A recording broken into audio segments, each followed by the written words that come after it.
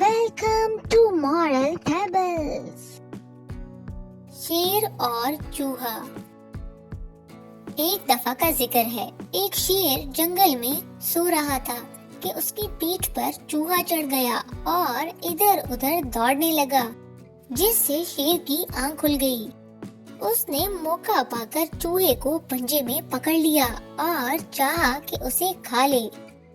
چوہے نے شیر سے فریاد کی، اے جنگل کے بادشاہ، مجھے معاف کر دیں، میری جان نہ لیں۔ اگر میں زندہ رہا تو آپ کے اس احسان کے بدلے میں کسی دن آپ کے کام آؤں گا۔ شیر کو چوہے کی بات سن کر ہنسی آ گئی اور اس سے پوچھا، تم میرے کس طرح کام آؤ گے؟ چوہے نے کہا، یہ وقت بتائے گا، اچھا برا وقت سب پر آتا ہے، اور اگر آپ پر کوئی برا وقت آیا تو میں آپ کی مدد کروں گا۔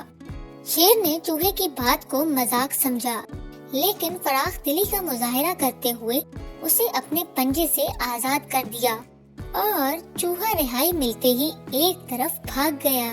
اس بات کو چند روز ہی گزرے تھے کہ وہاں ایک شکاری آ گیا، جس نے شیر کے شکار کے لیے ایک جال لگایا۔ شیر کو اس بارے میں علم نہ ہو سکا اور وہ اس جال میں ایسا پھنسا کہ لاکھ کوششوں کے باوجود اس سے نکل نہ سکا۔ اس نے بہت زور لگایا، چیخا، دھاڑا، لیکن اس کی ساری کوششیں رائگاں گئیں۔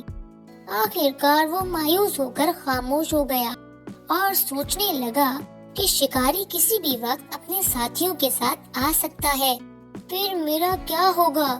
اسے سوچ بچار کرتے ہوئے تھوڑی ہی دیر ہوئی تھی کہ اس کی آواز سن کر وہاں چوہا آ گیا۔ چوہے نے اپنے محسن کو جب اس حال میں دیکھا تو اسے اپنا وعدہ یاد آ گیا۔ چوہے نے اپنے تیز دانتوں سے جال کو کاٹنا شروع کیا اور اس میں اتنی جگہ بنا دی کہ شیر بآسانی اس میں سے نکل گیا۔ اسی دوران وہاں شکاری بھی اپنے ساتھیوں کے ساتھ آ گیا، جو شیر کو جال سمیت لے جانے آیا تھا۔ انہوں نے جو شیر کو آزاد دیکھا تو وہاں سے سر پٹ توڑتے ہوئے شہر کی طرف بھاگے۔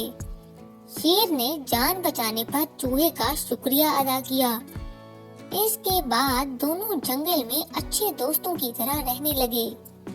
چوہا اب بھی سوئے ہوئے شیر کی پیٹھ پر چڑھ کر کھیلتا ہے، لیکن شیر اسے کچھ نہیں کہتا، بلکہ اس سے محبت و پیار سے پیش آتا ہے۔